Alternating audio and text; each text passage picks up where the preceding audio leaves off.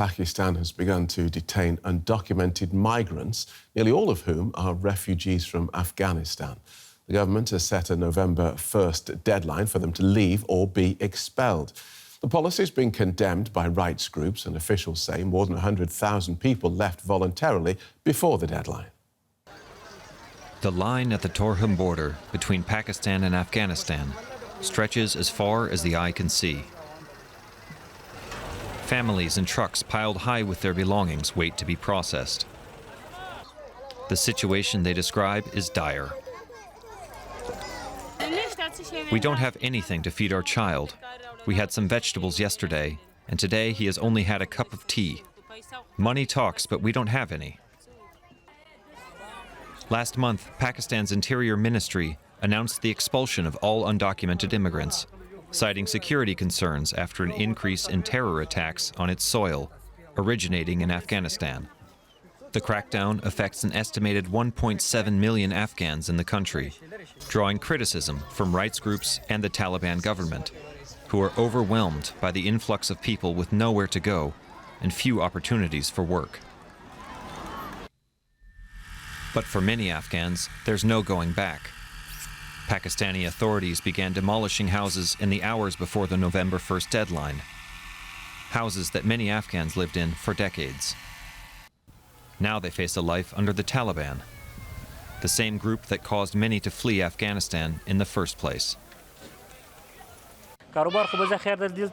I can restart my business there, but I'm worried about my girls' education.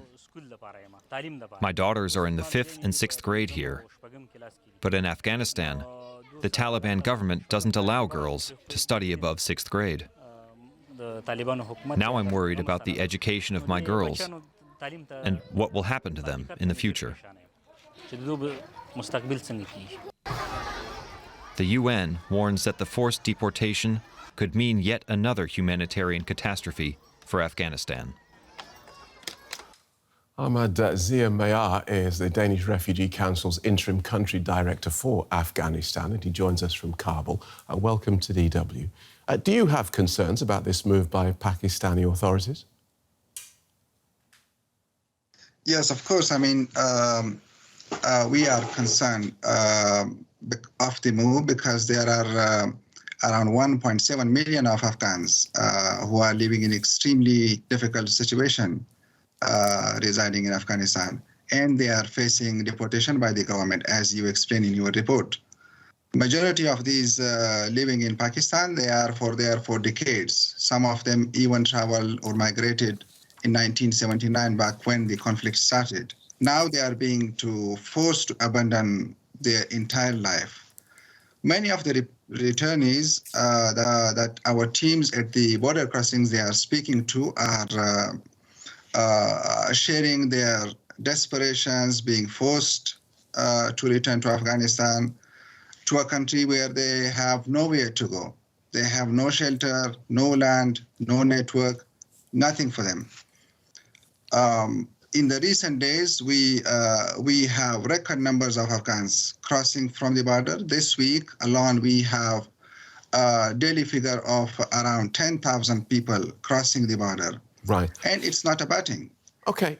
It's interesting in your answer there that your concern is more about the fact that people are uprooting their lives, even though they were undocumented and their lives there were pretty precarious anyway because of a lack of documentation, and less about the safety of the situation in Afghanistan. Yes. I mean, so they are there for several decades. Many of them, during the different conflicts, they migrated to Pakistan. But recently, the security situation in Afghanistan has, to some respects, it has improved. But that does not mean that it's completely safe for Afghans to return to Afghanistan. Right. But you would accept that Pakistan has the right to determine who lives within its borders?